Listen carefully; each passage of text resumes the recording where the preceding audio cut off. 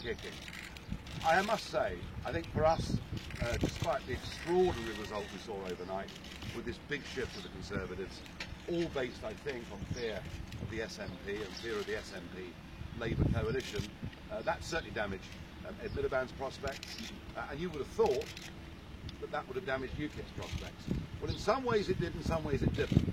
We've still got 4 million people who have gone out there and voted for us under the first past the post system, having won a European election last year and come first in the country with 4.3 million votes. But I have seen a shift in our vote, and I saw it yesterday in Broadstairs. I saw people saying, Nigel, we're going to vote for you in the local elections, we love what you stand for, we agree with you, we can't afford to have a Labour SNP coalition. So I think some of those older voters who've been voting UKIP for the last couple of years did vote Conservative yesterday, and yet that vote was supplemented, augmented, replaced by a different kind of voter. And the new UKIP voter is predominantly working class, very much younger than it ever was before, and I would characterise our strength in this constituency as being seen all over the country, young working couples, and in particular young women, now voting UKIP. And they're looking for change. They're the kind of people who feel they work hard, do their best, pay for childcare, but are frankly little better off than those that don't work. And that is a big social problem within this country. Personally, I think the first past the post system is bankrupt.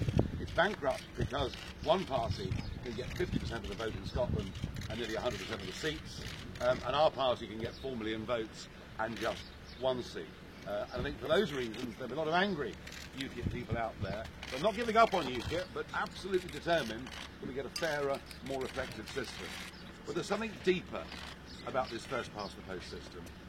What it's led to is a general election in which, because the system that was designed to produce majority government couldn't do it, has led to a totally negative general election campaign. Everybody says, don't vote for these guys, they're slightly worse than us. And my feeling is, if we had a proportional system, actually you'd say, please vote for me, because every single vote counts, and this is what we stand for.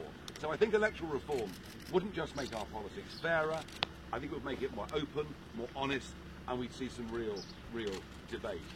Now, I said, as this campaign went on, that if I didn't win, I would stand down as leader of UKIP.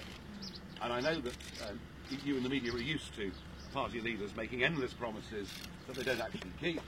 But I'm a man of my word. I don't break my word. So I should be writing to the UK UKIP National Executive in a few minutes, saying that I am standing down as leader of UKIP. I will recommend that pro tem they put in place as acting leader Suzanne Evans, who I think has emerged from this campaign as an absolute tower of strength within UKIP. She works in London, she's based in the London office, and I think that's the right way for us to go. As far as I'm concerned personally, well, yes, there's a bit of me that's disappointed. There's a bit of me this morning that's happier than I've felt for many, many years. There hasn't been a single day of my life since 1994 that has not been dominated by UKIP. I've tried to mix that with family. I've tried for 9 years to mix it with running my own business. And it really has been 7 days a week, totally unrelenting, and occasionally let down by people who perhaps haven't always said and done the right thing. And so I feel a huge weight has been lifted off my shoulders. I haven't had a fortnight's holiday since October 1993. I intend to take the summer off and enjoy myself a little bit, not do very much politics at all, and there will be a leadership election for the next leader of UKIP in September, and I will consider over the course of this summer whether to put my name forward to do that job again.